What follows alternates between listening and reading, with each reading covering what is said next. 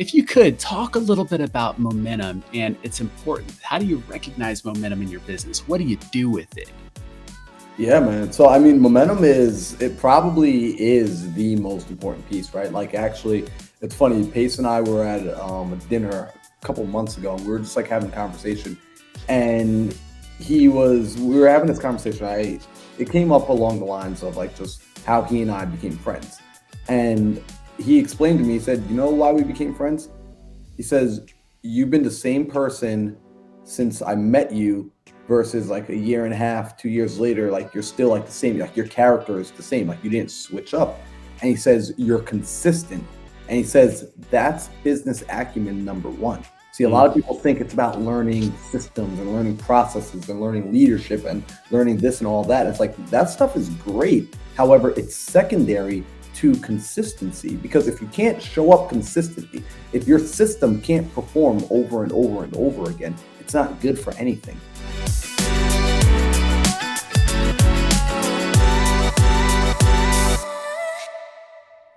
Welcome to another episode of the Wholesale Elite Podcast. I am Isham and I'm joined by my dude, Tanner Santucci. What up, bro? What's up, my guy? Guys, Mindset Marlon in the house. We finally got him. Let's go. Guys, if you don't know Marlon Johnson, you need to, for sure. This is someone who is a treasure in our community. He is someone who is incredibly knowledgeable and someone who focuses on the thing that we created this podcast for, which is what's in between the ears, the mindset. And so, Mindset Marlon, glad to have you on, bro. How are you? Yo, Isham, I'm like extremely grateful and blessed to be here, man. I'm happy. Like, I'm excited, man. I'm excited for today. I'm excited for Mondays. Like, it's a good day. It is a good day. Tanner and I were just talking about that. Like, man, we're fired up. Like, we don't want to rush through these podcasts at all. But we're just like, man, like after this, we're ready to hit the phones. Like, we're jazzed. We're on another level this week. And so hopefully everyone else is. Hopefully, we release these podcasts on Monday. So if you're listening on a Monday, this is going to be your week. And so definitely take some good notes because Marlon is going to drop some gems. I can assure you that. So before we get started, Marlon, I just wanted to kind of, give you your flowers, bro, because when I first got started, last May was when I did my first deal, but I started in like February, March timeframe, watching YouTube videos and whatnot. Your video was one that captivated me, and it showed me that there are people out there who are not only doing this with ethics and doing this the right way, they're godly men and they're just strong men with sound minds doing this. And I was like, I got to know more about this guy. And so to know that you're involved in the Astro community and the Sub 2 guys and, the PB&J, Pace, Sprint, and Jamil, trifecta was a blessing. And now getting to have you on our show is huge. So it's kind of a full circle moment for me, bro. So thank you for everything you've done for the community and for constantly just putting good content out there, man. I appreciate you. Man, that means a lot to me. Seriously, like I'm grateful to hear those words. Like I take that to heart. And so I want to say thank you, because that means a lot to me, because integrity is one of the biggest things for me. It's a core value of mine. It's the mentors that I've had in my life. That's what they've shown me. So every day I tell myself, if I could be even a fraction of the man that they are, I'll be all right. Bro, and it shows. I can tell we're going to learn a lot from the different mentors that have poured into you, and then you've been able to run that through your own filter and then be able to express, your own views and mindset. Not to overuse that word. So I'm really looking forward, man, to really deep diving in. But before we get into the mindset stuff, man, I like to know about someone's upbringing. I'm always fascinated by it because I think that plays a large part in someone's success and their failures, so to speak. And so, while one person can take their upbringing and become a victor, some of them choose to become victims. And so we want to try and eradicate that, that style of thinking. So let's go back to your upbringing, man. What was it like? Where are you from? Tell me a little bit about your family life coming up. All right. That's a fun one. So Yeah. I'm originally from New York, born and raised out in Long Island, New York, and I was born to two Caribbean parents. So my parents are first generation immigrants here. So I'm first generation born. So they Nice. came to this country when they were each in college. My mom from Trinidad, my father from Jamaica, and very much inside of our home there was Caribbean heritage. So it was very much, even to the point where I remembered when I was younger. Friends would ask like, "Hey, what are you? What are you?" And I like one time said to my like friends of my parents overheard this. I was like, "I'm black," and my mom was like, "No, you're not black. You're Caribbean." And she made it a point to differentiate that like we have a culture and Hmm. there's a mindset and there's a way of doing things and there's a way of being. So that was very much a part of my upbringing. So, education was very important to my family. Coming to America to be able to give the kids an opportunity to get a better life, to have a better life, all of that stuff was the American dream. So that was very deeply rooted in me that, it wasn't a matter of are you going to go to college? It was a matter of which college will you go to. Mm. Getting straight A's was very much a part of that lifestyle. Coming home from school, after school, a lot of friends, typically people like hung out. Not in my life. I was, great life, great childhood, but it was come straight home after school, do your homework. And then after you're done with your homework, here's some more work. Like here's a newspaper article, read the newspaper article and I write. love it. And so all of this, when I was a kid, I was convinced I was being punished. I was like, man, why am I being punished so much? Like all these, my friends get to go hang out and like they're at each other's houses. And every day after school, I've just got to come home and do more work. Like this sucks.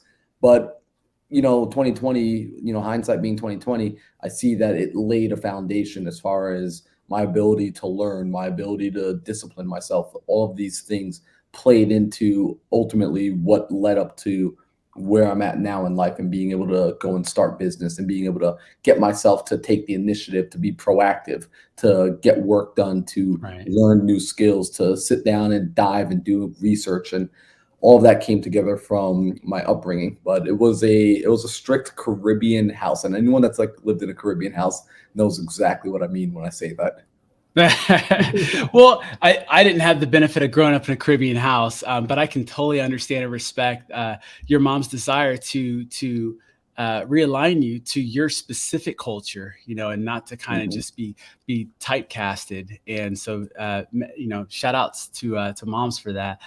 What were your parents like, man? Were they entrepreneurial? Were they more worker bees? At the job for a long period of time. Yeah, good question. So they weren't truly entrepreneurial, although they did own a few rental properties. So like Mm, they're wise enough to kind of recognize that you've got to have investments, but very much the old school type of way of, get the job, work all the years, get the benefits from your work, plan for the pension and the 401k. So they were savers. If you know Dave Ramsey, oh Dave yeah, Ramsey mindset was kind of the main mindset inside the home. So it wasn't about investing your way to riches. It was more like save your way there. And got it. so the house from a financial standpoint was very much a home that valued security and saving. So that was one thing that was instilled in me very, very deeply. Is like this idea that when you get money, you save it. Like it immediately just goes into your savings account. You're saving for a rainy day. I mean, I don't know how many times I've heard that saying. And funny enough, looking back on my life, I actually tell people growing up, I was in a comfortable middle class. So I think I should establish the socioeconomics. I was in like middle class, suburban neighborhood on Long Island, went to like a good school. So again, my life was good. However, growing up, whenever I asked for anything, mom, can we get this? Dad, can we get this? No, we can't afford that.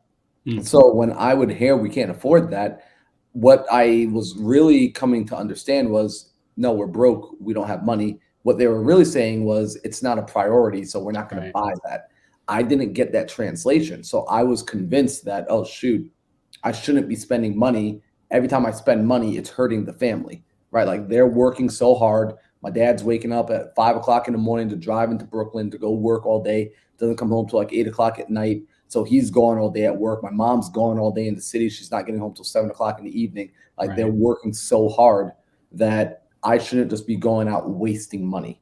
So it Right. got to the place where actually even spending money when I was when I did eventually start hanging out with friends, like on the weekend, as I got into like late middle school, early high school, and they would say, "Hey, are you hungry? You want to go get some food?" I would stand, like I'd be in a pizzeria with them, starving, man. Like we've been hanging out all day. Like I'm hungry. It's the middle of the summer, and this is the thought process: do I want to eat? That pizza is going to cost $1.75. If I spend that money now, I'm not going to have as much money. Then the family's going to have to figure out how to get more of that money. And you know what? I'm not hungry because if I go home, I can wait a few more hours. By the time I get home, it'll already be about like 6 o'clock. By then, I'll just be able to, kind of goof around at the house, fall asleep, and not need to eat until morning time. And this was like the whole thought process going into my head when a friend would be like, "Are you hungry?" And Wow. I would just end up saying, "No, I'm not hungry." Not wanting to spend the money. It wasn't that I wasn't hungry. I was just afraid of spending money to the point where I actually built up anxiety around spending money. Mm. So spending money was actually like it would make me anxious, even in video games. As silly as this sounds, and this is where I started to notice it was a problem. Even in video games like virtual reality, playing and spending game money gave me anxiety. Like just Hmm. letting go of things. I had a very deep scarcity mindset because again, my whole life I was taught save, save, save, save, save for this rainy day. You never know what may happen. So that was sort of like the household from like a social, economic, financial standpoint that I grew up in. And they preached, go to school, get a good job, have a good education, you'll be able to have a good life. I see. I see. I definitely want to dig into the scarcity around money, but we'll definitely get back to that. But I want to move forward a little bit more on your journey, and so it sounds like now you're a little bit older. Your parents have instilled some decent values in you, and some financial sense. Even though it's more so around scarcity. What was working life for you like prior to real estate? Yeah. So, I mean, getting a job, and I'm gonna like kind of take you through a quick timeline. Please. Got my first job as like early as I possibly could because again, like I'm wanting to make money to not have to be the person. Like I didn't want to be the burden on people. Right. So the first thing I got was like a news route, throwing newspapers out by houses. I think I picked that up around 10. Oh By wow. 13, a friend of mine, one of my best friends, he's making like money working in a restaurant because his dad's the chef. So I start begging this kid's dad, like, please, Mr. Kernan, give me a job. So his dad hooks me up with a job. So I'm working inside a catering hall from 13 years old all the way through like my early 20s. Oh wow. As I worked through there, I also picked up another job like at the mall. I picked up jobs everywhere. But the main start of like my deep working career as an adult, when I was about 19 years old, I got into this sport called parkour. It was a Ah, sport I picked up as a hobby and it also became my career. The reason I was telling Tanner this a little bit last week that as I got into this sport, I was having so much fun training it, doing it, and I found a local gym. A buddy of mine showed me a local gym in our neighborhood that I can go in and I can pay to come and learn how to flip and use their trampolines and their foam pits and their spring floors. And it was costing me $20 every time I wanted to come in for an hour and a half. Now, again, I still have this like anxiety about spending money. So I'm like, crap, I really want to go and train, but I can't afford this. Plus, I'm kind of broke. Like I'm in college. Like I can't afford to pay for college and pay to go jump around every time that I wanted to go play. So I tell the people, I'm like, hey, do you guys have any jobs here? I would love to come work. They say, well, do you have any experience coaching? I said, of course I do. Like I could do that. And keep in mind, I've never coached anything. yeah, I haven't classic. I love it. yeah, like the only thing close to coaching was I babysat my cousin once, but tell them I could do this, and it took on a whole life of its own, which, funny enough, led me into entrepreneurship, and I could tell you that story later. But I had the job coaching. I still had the job at the catering hall, and then on top of that, I picked up work cleaning Autozones through the night.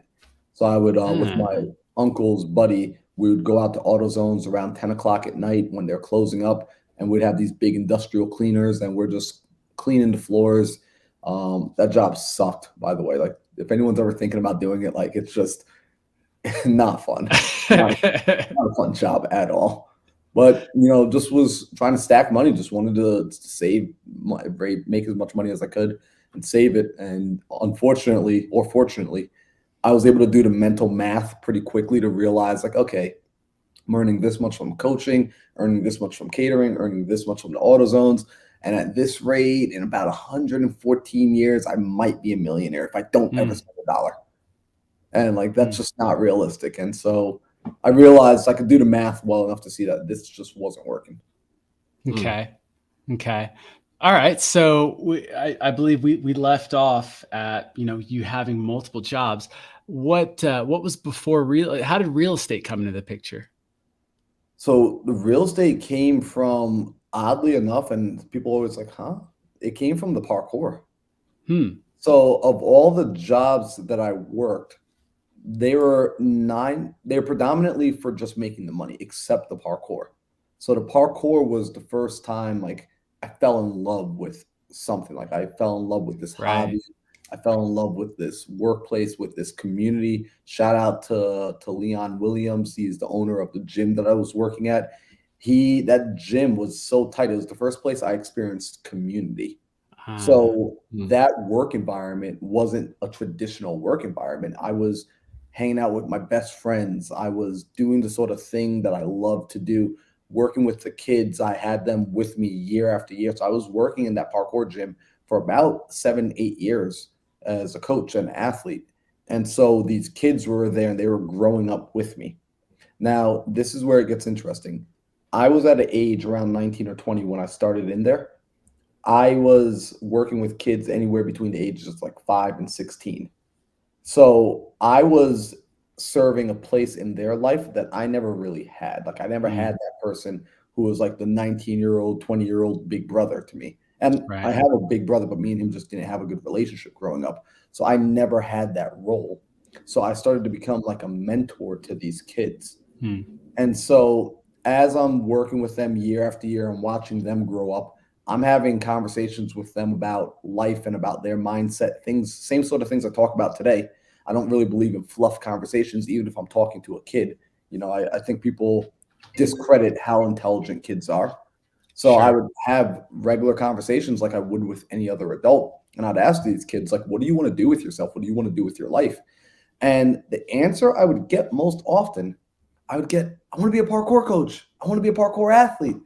And I'm like, yeah, I'm raising these kids.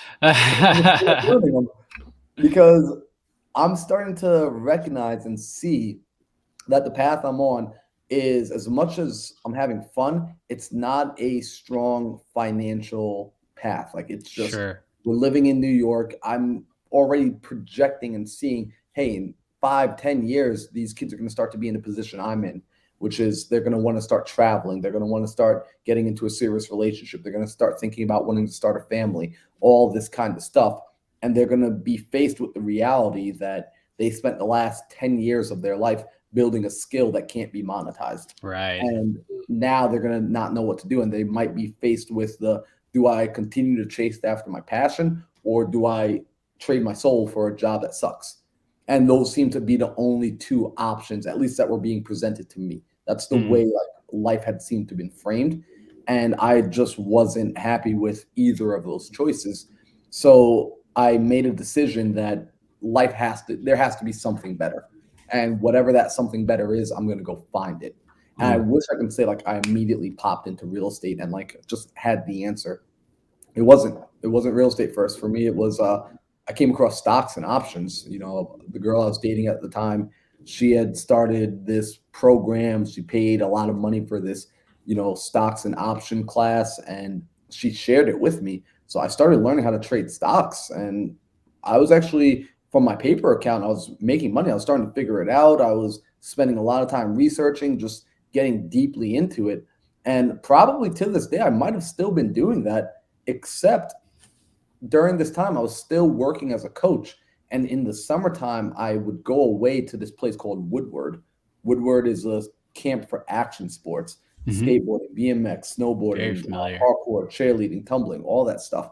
And I was the program director at the one in Pennsylvania. So I was gone and I lived on campus for 3 months. And out there where it is this place is in the middle of nowhere, Pennsylvania, like Amish country. I mean, like we got this amazing 120 acre facility, and then we're surrounded by like the Amish, like not kidding me, bro. And low key, if y'all have ever seen the Amish, they're some athletic human beings, man. Like, cause Bro, they build houses with their own hands. bro, Like they don't even use Sunday, machines. I'm driving down the road and I look over and there's this kid sprinting in the field barefoot, and I'm like looking at my speedometer. I'm like, I'm going like 30 miles an hour, and this kid's like keeping up with the car. Like, the Amish are built different. So I was out there. There was no internet connection, and that broke the routine of all the trading. It broke the momentum, and momentum is so important. So anyone that's like getting into any business, like understand that when you start to build momentum, you really got to covet it. Like that momentum it's a power factor. It's an exponential growth factor. It's like, that's the thing you should be chasing on your journey. It's like, how do I commit to something long enough for the power of momentum to kick in? So my momentum got broken. And when I came back home, I was like, you know what? I don't know if I want to dive back in to stocks again. Like, I don't want to restart, and started looking on YouTube, like any other person in my position, how to get rich, right? Like I'm YouTubing how to get rich. And of course I come across a Max Maxwell video. Oh, And nice. that was actually the start of me getting into real estate. And I started to follow this guy, Max Maxwell. And so my first time even tapping into an entrepreneur via YouTube, like I had learned skateboarding on YouTube. I learned snowboarding, motorcycles. I learned parkour. So I was like, I learned all these sports on YouTube. I could probably learn business on YouTube as well. But my girlfriend, she didn't think so. She was like, you don't know that guy. It could be a scam. You don't know if that can work. Like he's down there in like the Carolinas, you're up here in New York. Like, how do you even know that stuff still applies and is applicable? So she kind of got into my head about that, but she was still very supportive. And she said, well, look, there's this real estate seminar happening. It's like a free workshop, and it's hosted by Robert Kiyosaki. Right. Like, and I'm like, oh, that name sounds familiar. Like, I remember that book, Rich Dad, Poor Dad. My parents gave it to me. I never read it, but like, I remember the title. So Robert Kiyosaki's coming to New York. He's going to do this free 1-day seminar. She's like, we should go attend it. So guys, I attend this, 1-day seminar, and I'm sitting in the room. This is my first time going to anything like this, by the way. It's like my first time sitting in like a little Marriott ballroom. Like, oh, man, this is interesting. Oh yeah. And I'm waiting for Robert Kiyosaki. Where's the Robert Kiyosaki? I get James Smith.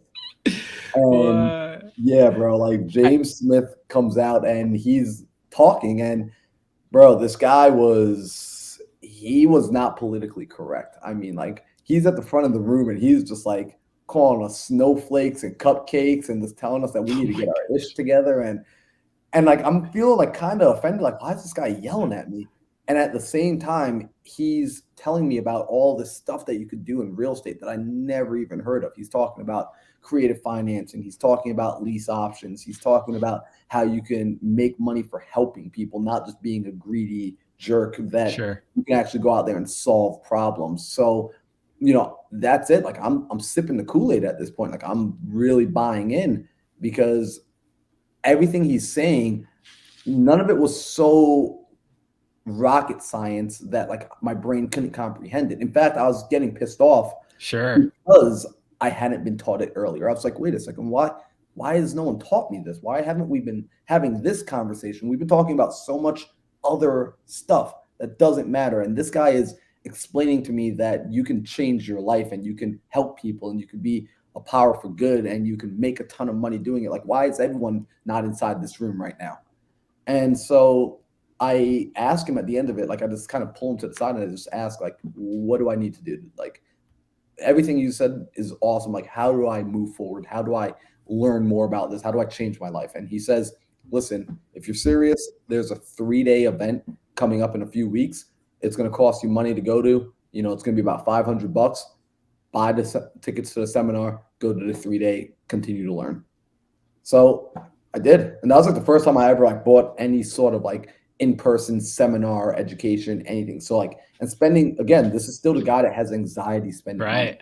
That $500 could have been $500,000 to me at that moment. But I did it. And did you spend it willingly or was it kind of reluctantly? Bro, it was every dollar I ever spent in my life up until that point. Was like, shaking hand. They're like, sir, you let go of the credit card, and I'm like, I am letting go. you let go. Yeah, so it was a very, very reluctant, emotionally. And I want to explain that to people. Like everyone thinks it's so easy. Like the first time you start investing in yourself, I mean, it's terrifying. It's scary. It's like Sure is. you feel like you're betting. You feel like you're at the gambling table. Like, man, are these people actually going to be here next week? Like, are they actually going to be at the ballroom? Like, I just gave a stranger $500. Like, and so I made that investment. I went to the 3-day course. It was a Robert Kiyosaki program. It was the Rich Dad Company, if you guys have ever heard of them. Oh, yeah. They're kind of like the fortune builders. And at that 3-day event, I mean, they went deeper. They started to expand on all the topics that James was speaking on. And I mean, my mind was just getting absolutely expanded in every way. And what was really cool was they were saying a lot of things I had felt my whole life, but I had never been able to put words to. Sure. And so it was a deep, deep sense of confirmation. And at the same time, I mean, I'm a New Yorker, man. Like, so of course I'm sitting inside there like this with my arms crossed, like, all right, like I get how this goes now. What do you guys want to sell me?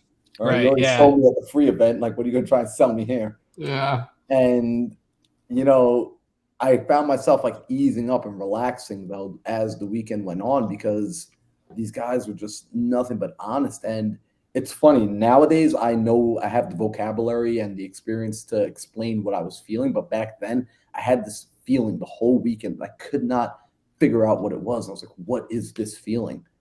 And as time went on, I've been able to find out what I felt was a deep sense of integrity from the speaker in the front of the room. It's actually my first mentor, still a very good friend of mine, still a man I work with to this day, Pip Stellick. He was at the front of the room presenting on that 3 days. And from this man, I was just feeling integrity, just a deep, deep sense of this man is speaking to me. He's telling me the truth, and he's just trying to present me with a way to better my life. And he wants me to see that. So at the end of this 3-day weekend, there, obviously there's a upsell in the back. Again, I'm like, always. I'm still new to this, but like I'm learning now. Like, hey, you get invited to a ballroom, especially if it's free, they got something to sell you in the back. For sure. But sales isn't a bad thing when it's there to truly benefit you. So they have this package to learn more about real estate, a nice investment of $25,000. They actually had a handful of packages, but the one I ended up moving forward with was a $25,000 package. And I want to explain this to everybody, because some people think investing in yourself is so easy.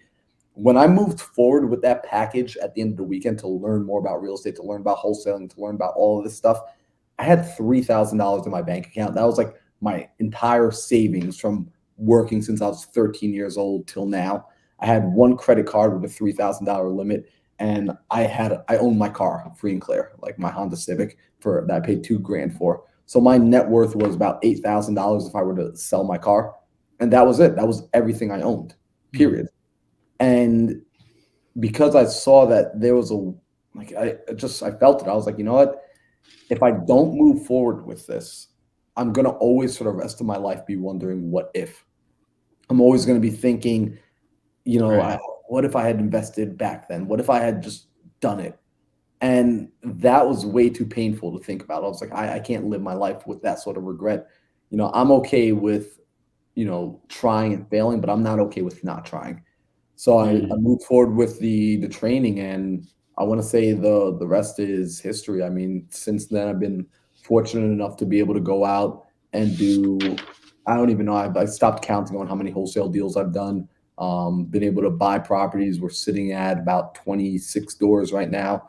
Been able to learn creative financing. Even the house I live in is a creative finance property. Been able to do several flips, multiple triple-digit flips. I mean, all these things that I thought were impossible has occurred because of taking that leap of faith and ultimately just staying committed to the path. And I want to add one thing, and I'm going to pass this back over to you, is people always ask me, like, do you regret having done that program? Because it was how expensive it was, right? $25,000. I mean, people come across programs that are $2,000, $3,000, $500, $8,000, right? I'm inside sub two. I paid like 8,000 for that when it first came out. So it's like there are these different mentorship programs at a lower price point. And I always tell people, actually, I think if I had to redo it all over, I would do it the exact same way, because there were so many times in the very beginning that I wanted to quit because I wasn't seeing results yet and the process wasn't working yet. And I was having so much worry and so much doubt. And every time I wanted to quit, the pain of spending $25,000 would like rise back to the top. And I was like, I am not cool being the guy at like Thanksgiving dinner talking about how I spent 25 grand and did nothing with it. Like, that's not going to be this story. So I'm going to make real estate work, or it's going to work. Like, that was the only option. Absolutely, bro. I mean, that skin in the game that you had, there's accountability. And I think, there's words, there's account, and ability. And I think that's, I hope that you guys, the listeners or the audience, can dissect what it is that Marlon is saying. It's obviously it's look, when you invest into yourself, into a program or whatever, of course you want to vet it out, but a lot of the times you just gotta go with your intuition. And it sounded like Marlon, he trusted that process. We just, Tanner and I were just in Florida, and we met with one of our builders, and he was just kind of sharing with us. He was asking us about the coaching program that we invested in, and he was sharing with us the one that he did. And I mean, it was about 3 times the amount of the one that we invested in. I won't mention the person's name.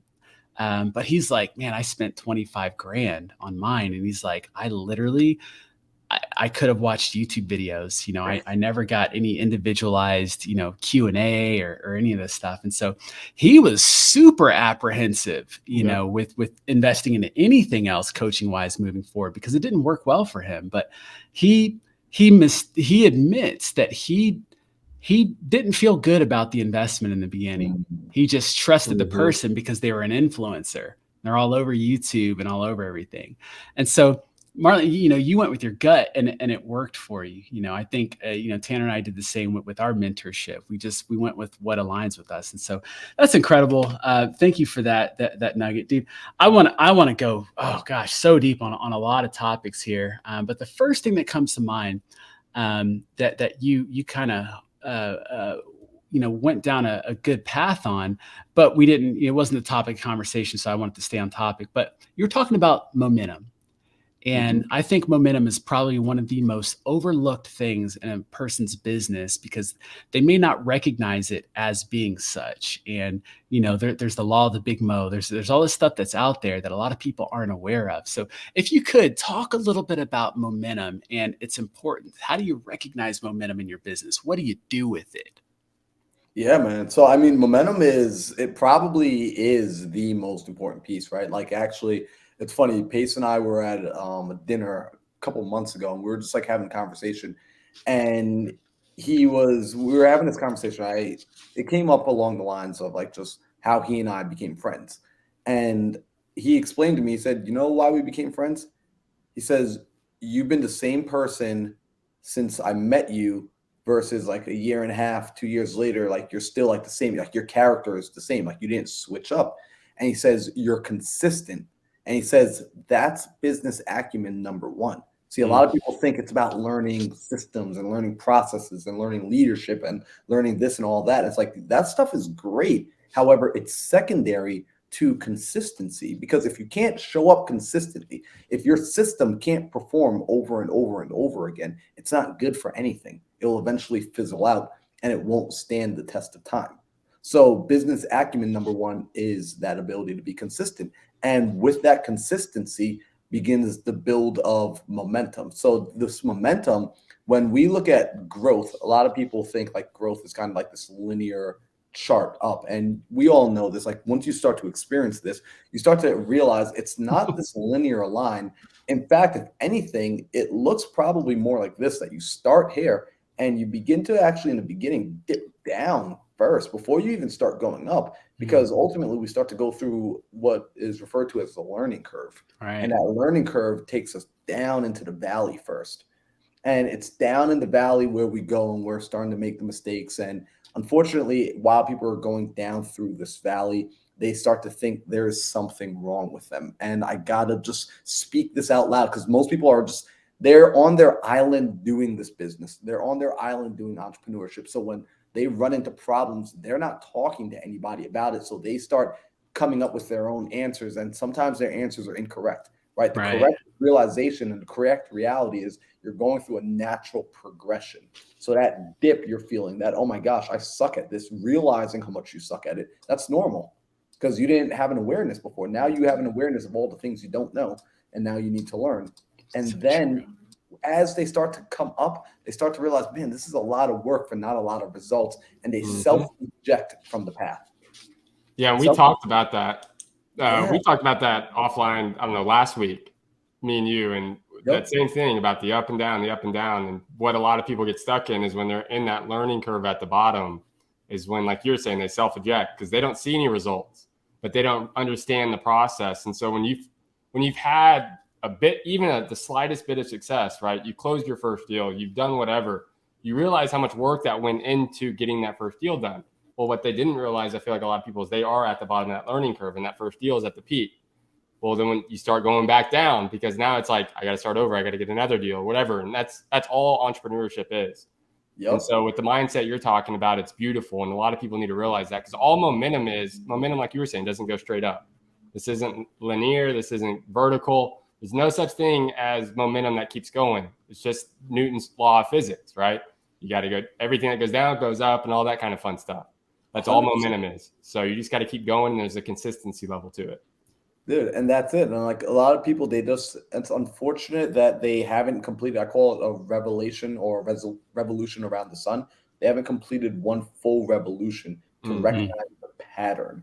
It's a pattern. When you start to understand, okay, the down, the negative, the bad side of this is also a part of the complete revolution. So I'm not going to stop when I hit this. This isn't a sign for me to stop going. It's actually a sign for me that I'm moving in the right direction. The obstacle is the way.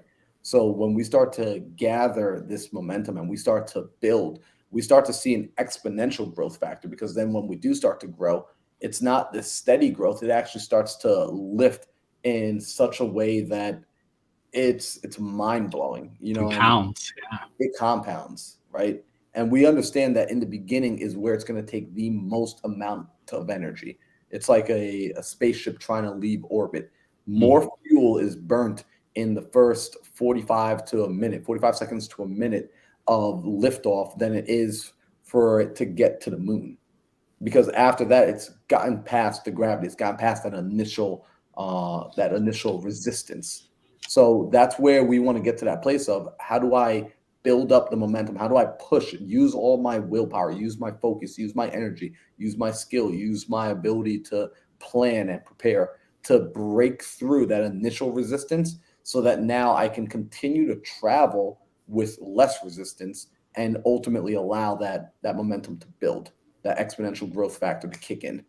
It's a beautiful analogy, by the way. So if I hear you correctly, momentum is a byproduct of consistency, right? What would your advice or insight be to someone who feels that they are consistent, but they're just not gaining traction? They don't have any momentum yet. What would you say to them? Oh, that's a good one. So, I mean, I would want to sit down with that person, because sometimes people think like, hey, I've been consistent. And I say, well, cool. How long have you been doing it? It's been like 2 weeks. All right. Well, I mean, props. 2 weeks is like, it's better than no weeks. However, depending on what you're trying to accomplish, it may take longer. Typically, I like to tell a person, very first step one, before, even if I don't know who you are, this is always going to be step one. Get crystal clear on what you want to accomplish. Get very clear on what the target is that you're aiming at. If you don't have clarity on your target, you're not going to be able to figure out if you're moving closer or further away from it. So then once we're crystal clear on the target, then you have to commit to hitting it. Now, once you commit, this is the interesting thing. I don't have a crystal ball. I really don't know how long it's going to take. I don't know how long it's ever going to take to accomplish or achieve anything I want to achieve. I can guesstimate and I can do my best based off of what I've known in the past of how long it might take me to do something in the future. But the truth is, if it's actually important to me, it means I'm going to do it until when? Until I get it, until I'm done. It's like the analogy I like to use with people is like, if you had to run a race and the race is over when you cross the finish line, how long will you run? And in my mind, the only correct answer is until I cross the finish line, because that's when the race is over. Absolutely. So it's not going to be I'm going to run for 1 hour, or I'm going to run for 5 hours, or I'm going to run for 10 hours, or I'm going to run for 5 days. I'm going to run until the race is finished, if it's actually important to me. Absolutely. So would you say that it's almost important to not have a timeline on your first targeted goal, or do you kind of, toe the line with depending on your personality? I would say it's interesting. This is like an interesting topic. I personally believe that when you set the target, the first time you're going after making it happen and you have no data points in your life, you have no experiential points in your life to know how long it's going to take, that you commit. If it's important to you, you commit until you make it happen. There you go. Because that is the toughest piece. It's getting the proof of concept. It's getting your own mind to believe that it's possible. Because it might take someone 3 weeks to get their first deal. It might take someone 3 months to get their first deal. It might take someone a year to get their first deal. I have some great guys out here, Nick and Tino, Tino Luna and Nick Newling. Both of them each didn't get their first deals till 18 months independently in each of their own careers. 18 months of working at this every day and not making a single penny. Wow. Shout out to them for sticking in so long. Right? A lot of people would quit before that. And imagine they said, someone told them like, hey, if you don't get your first deal in 12 months, then just stop. Because now they're at a place where they were consistently pulling in, high 6-figure months from wholesale alone, $400,000 a month, $500,000 a month, consistently back to back to back to back. But what would have happened if their goal was dependent on this arbitrary time limit that they made up? Absolutely. So time around, I think it's you set the goal. This is where I'm going. And after you get there, you can then reevaluate, hey, is the prize now worth this potential effort? Like if you had to do this work again, would you want to do this work again? Well, I always tell people too that ask me how long it took me to get my first deal, and just they're trying to get their first deal, because in our community there's quite a bit of people that are reaching out for help and whatnot, right? And they always they want a timeline. When can I expect to do a deal, right? And the biggest thing that I tell them is have no expectation, because, and then I always like to tell them at the same time, it's essentially go look at everyone that's been successful in real estate, entrepreneurship, whatever it is, right? No matter what industry, the only people that failed are literally the ones that quit. I have yet to meet a person that's not financially free, successful to whatever level they consider successful, yada, yada, yada. Every single one of them had points where they felt like quitting, but the difference between them and the people that complain about not being successful are the ones that quit. So that's what I always tell them is like, go try to please bring me someone that has been successful that has quit at some point in their life, because that's the difference. That's all it is. Yep. Well, Marlon, let me ask you, because I do want to bring some hope to people, because look, it's one thing to hear, you got Jacob Simpson's out there who took him over a year to get his first deal. He's now crushing it, having 6-figure months, in his business. The two folks that you just spoke about, so that may be good for a person to hear. That's like, okay, good. I've got some time. I've been in this thing 6 months. These guys, it took them over a year to crush it. So my time's coming. For those people, what can you say to them to encourage them to maybe it doesn't have to take that long? So what are some things that they can do proactively to shorten that learning curve? Yeah, great question. And I'll say this, right? I'm going to share something that was given to me that I forgot about for a long time until recently. That when I first got started, my very first mentor said to me, anticipate, right? So it doesn't mean it could happen sooner, it could happen longer. 6 months to 12 months to do your first deal. If you're brand new to this and you're putting in like solid part-time hours, but you're still balancing the rest of your life.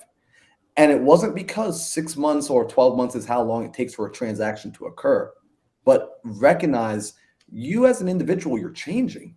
You're changing your mindset. You're changing your network. You're changing your vocabulary. I wouldn't expect someone to come to a new country and learn a new language because they went to a 3-day seminar, right? It's going to take some time for that information to become a part of you, to assimilate into your life. So inside of the world of real estate, I say the same thing because I know everyone's chasing after just the deal, and the deal is the shiny, it's the egg, the golden egg that comes out of the goose. But there's also, they forget that you yourself as a human, as a person, you're developing and growing as well, right? You're learning all of these skills. You're learning how to negotiate. You're learning how to comp. You're learning how to invest. You're learning how to increase your internal risk tolerance. Like so many things about a person is changing that sometimes they don't see and know because no one's putting a spotlight on it. They're not seeing the value of it because when I got it took me 8 months to get my first deal. And I made a whopping $4,000, not life-changing money, but life-changing money. And really, when I look back in hindsight, the more important thing that I got from that deal wasn't the $4,000. It was the confidence in myself. It was the reminder that if I stick with something, it will eventually work. The ability to help a person out of a sticky situation, like just all of these other factors were in that moment as well as the prize. And if I were also counting those along the way, I would have realized like, wow, a lot of things are being built all at the same time on my way to this first deal. So being able to, and now something I do to make sure I don't get into that place of losing patience and getting off the journey is I keep a gratitude journal. So every day as I'm going through my days, as I'm on this journey, I'm constantly writing down, I'm grateful for this. I learned this lesson today. I'm happy for this. Like I'm taking account of all of these blessings, all of these wins, all of these victories that are occurring along the way. And that's adding to the momentum. I mean, it's insane. A lot of people think that the manifestation and whatnot is a lot of the woo-woo stuff. Like, oh, okay, yeah, meditate and gratitude and do all this. Like, I get it. That makes sense. Clear head, calm mind. I can go into my business. But my life is real. I'm busy. I got kids. I can't wake up this early. I got all these things. They're not excuses. They're my life. Marlon, what do you say to those people? Like, how important is this stuff? My gosh, it's the most important piece, to be honest. It's honestly like those people, like I want to sit down with them and just like so they can see into my eyes, so that they can feel my energy, so they can feel just how like sincere I am when I say it's the most important piece of it. Sure. And that's not to say that you sit on the couch and you just sit there and manifest and you're just like, yeah, I'm just going to smoke a blunt and like not do anything. Because I think those are the people that gave like the whole manifestation a bad rep. Is like the people that are like, oh, I'm just going to sit around and just manifest it. It's like, well, no, you work together. It's in tandem. It's a harmony. I've got to work on my mindset. I've got to work on being able to visualize. I've got to work on being able to hold it, like see it in my mind first. And then I go out and I work with these hands. I go out and I interact with the world. And this is so critical because the power of the energy that we put out, it's something that a lot of people feel like, well, I don't believe in it. But the truth is they do. They just haven't focused on the positive aspect of it. Because if I ask a person, anybody, hey, have you ever walked into a room and you just showed up late, and as soon as you open the door, you can feel the tension. You feel like, man, who just died or who just punched who in the face? Like, how is it that you were able to be so quickly aware that something just occurred in the room that you were totally absent from? You picked up on the vibration in the room. So people can recognize vibration and they can recognize frequency and they can recognize energy very easily when I start to associate it to a negative. Right. And when I start to speak about the positive, though, wait, well, you can't just manifest good things. People aren't just going to be good to you because you're good to them. Well, if I'm a jerk to people, what sort of response do I get back in return? Sure. Right. And here's the thing. I don't even need a person to believe me. This is what I like to say. go and experiment in your life. Like go and run the experiment in the laboratory of your life. Try it. Right? Like you've got nothing to lose. Like if you want to try just being friendly to everybody, watch how your world changes. Watch how everything around in your life changes. Like I don't expect to get screwed over. I don't expect bad things to happen. I expect good things to happen to me. I expect random blessings to occur in my life. I anticipate this stuff happening. And lo and behold, my life is a living example. Like I am a walking manifestation, and I'm grateful for it. Guys, look, it's what he's saying is so true. Like, if you don't believe him, believe me. And if you don't believe me, then believe Jamil Damji. And if you don't believe him, then believe Pace Morby. All these guys say the same thing. They all tell the same story of they weren't able to live that life in real life until they lived it in their head and they believed it. Marlon said something very impactful. And I want you guys to understand, and really, really, really take hold of this. Look, it's one thing to sit and to think and to really, and to be grateful about the things that you have in your life and whatnot, and to really just kind of just be calm and really just kind of think through things and maybe even ask for certain things to happen in your life. But here's the thing. Think about the word or the word ask, A-S-K, right? A-S-K. It's in the Bible, I think somewhere in Ecclesiastes. But anyways, ask, seek, knock. A-S-K. Just keep that in mind, right? You have to do all three of those in order for it to work, in order for it to come into fruition. You have to do all three. The ask is the first thing. You got to tell the universe what it is that you're expecting, what it is that you're commanding from the universe. And then you go out and seek it. That's where you build the dream boards. You do the gratitude. You take the necessary steps. And then most importantly, the knock. That's where a lot of people get scared. It's where a lot of people drop the ball because that's where the that's where the discomfort comes in. That's where the stretching comes in. That's the knocking. That's you going out and doing the work. That's you taking the action. Ask, seek, knock. So Marlon, thank you so much for bringing that clarity to the audience. And guys, I want to go back. I promised that I said we would talk about this later on, and I'm a man of my word. And I'm glad we were able to get to know you, in the last 30, 40 minutes. But I want to go back to that scarcity mindset around money because that's where it started getting good. So obviously, maybe I should say money is no longer a scarcity issue with you. Would you say that you have an abundance mindset around money? And if so, how did you acquire that? Bro, that's such a good topic. All right. So the money mindset has shifted dramatically from where it was to where it is today. No question about it. I mean, even like thinking back to when I was getting into this real estate game, I said I lived in New York. I lived in Long Island. Property prices on average $400,000 to $600,000 like ARV was like kind of median house price. And that's terrifying to me. Like when Marlon's starting out, that is absolutely just, oh my gosh, you want me to put a $400,000 piece of something under contract? Terrifying. Right. So it pushed me into like the Midwest where house values were like $50,000, $80,000, $100,000. Because I was like, all right, these numbers, like, it was I can work with these. Yeah, that much of my mindset was like attached with like the scarcity that I literally wanted to go find cheaper houses, even though I now know that it doesn't actually matter. Like a $40 million property, it's the same as a $40,000 property. It makes no difference. So true. So the work on changing the mindset to a mindset of abundance was really a few things. First, financial literacy. Gaining financial literacy absolutely helped to shift the perspective.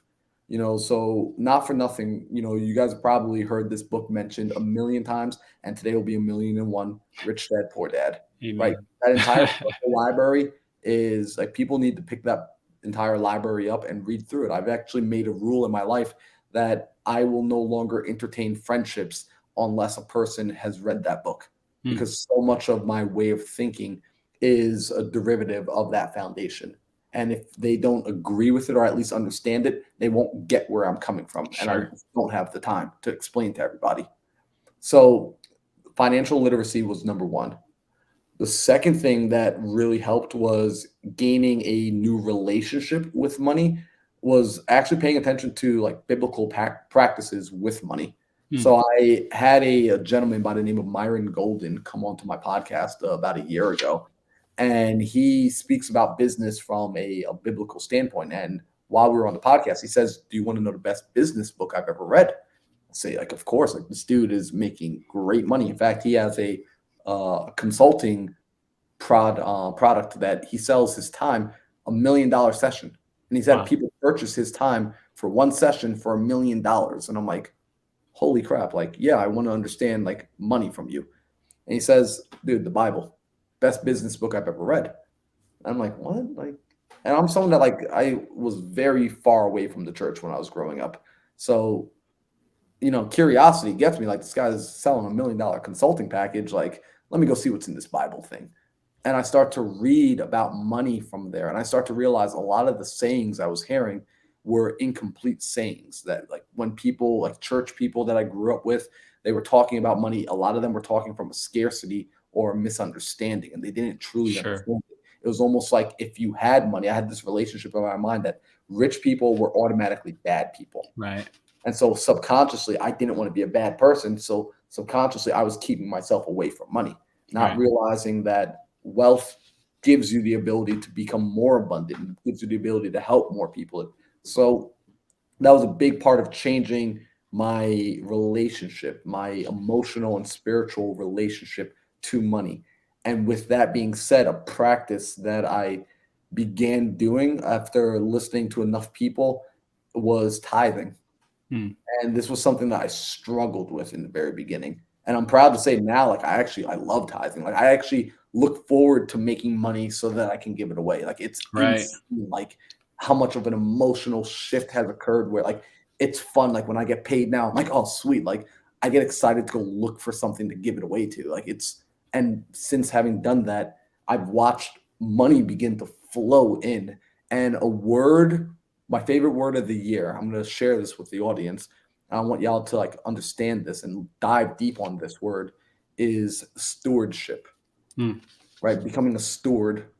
So I look at money as well as energy and relationships and everything now at this point as being a steward. Because if you're a steward of something, you don't own it.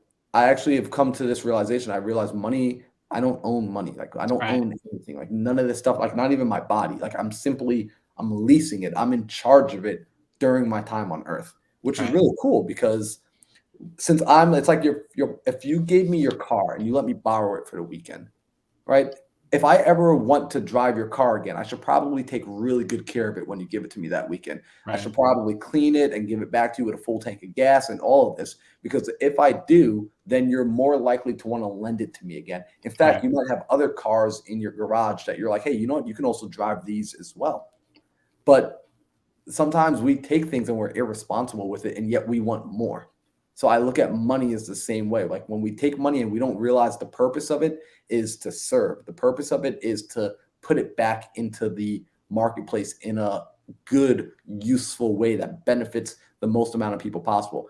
If people don't understand that yet, they're going to find it's going to be more and more difficult to gain money. They're going to be trying to swim against the current. Gosh, dude. Yeah. And speaking of current, I always say there's meaning in words. Currency, it should flow. If you hold on to your money, look at if for anyone who's not looking at the video, I'm holding my fist up and I'm clenching it like I'm holding on to money. Can you receive money if you're holding on to it? You can't. You have to open your hand up. You've got to be able to release that so that more blessings can come into your hand. And so, bro, I mean, you're killing this stewardship. Be a good steward of your body, of your money, of your responsibilities. And I love that. And hearing that you overcame your scarcity around money through giving gives me chicken skin, because it's exactly how I overcame mine. I truly did. One of our first podcast guests was, I wish we wouldn't have released it so soon because it doesn't have a lot of views, but I encourage all of you to go back and listen to the episode we did with Jesse Stanton. Jesse is a powerful, powerful man, and he has a strong mind, very strong mind. But he talks about how he overcame his financial scarcity mindset. And it's the same thing Marlon says, same thing I'm saying. He did it through giving. That was the only way. He had to release it. He had to get good at giving. And, he jokingly said on the podcast, because I asked him, I'm like, what did you give? You just go around giving money? He's like, no, I had to be responsible with it. He's like, I started with tipping. So I started tipping everyone. Everyone got a tip. If they asked for a tip, you got a tip. And he's like, it was hard in the beginning. And he's like, now I tip 20% for shitty service. But he's very financially abundant now. The universe has blessed him because he chose to give. And so, Marlon, bro, thank you so much for all the gems that you've dropped. I want to tell people, look, I know that your main thing is you don't want to come on here and pitch your course or anything, but guys, like I'd be remiss if I didn't tell you, Marlon, he does coaching. Like he actually helps people. I know right now you're coaching, your high performance coaching is closed right now. So sorry guys, hopefully you're listening to this later on.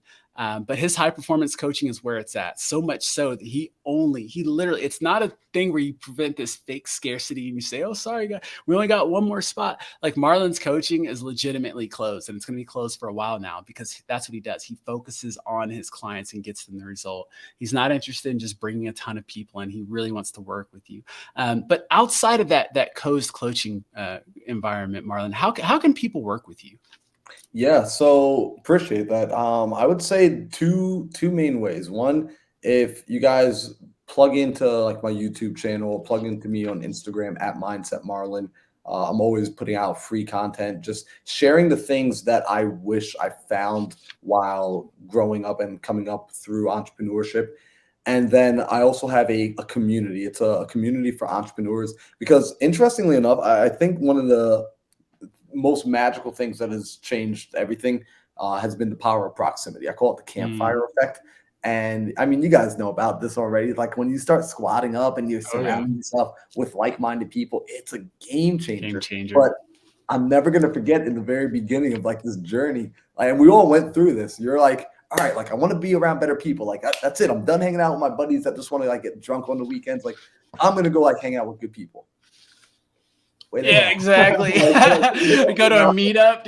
What do I do? Yeah. Like it's impossible to find them. And so it's just like, that was like one of the biggest struggles in the beginning.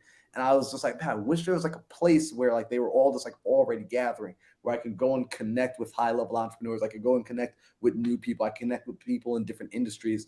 And so since I couldn't find it right away, I created one of my own. It's called the Millionaire Mindset Community. And it's for entrepreneurs who are looking to squat up. Like we come together, we link up, we read books together, we're working on personal development together. I bring in coaches that I have in my network that will come and they'll teach about money, they'll teach about credit, they'll teach about real estate, they teach about everything. And the best part, like they're in there, they're not pitching anything. Like they're just unloading value because it's friends. They all understand these are people that I've built relationships with now who are successful and they want to give back as well, because Absolutely. People are going to see the secret in business is giving. It really is like the more you can give, the better. So if people are interested in that, they can go to joinmmc.com. On there, you guys will see there's like a little video. I think there's like a way for them to get like a trial. They'll be able to jump in there for like a trial for like $1 or something like that. Nice. And they can try it out for like a week and see how they like it. Nice. But yeah, man, like that's nice. I built the thing that like I needed when I was getting started.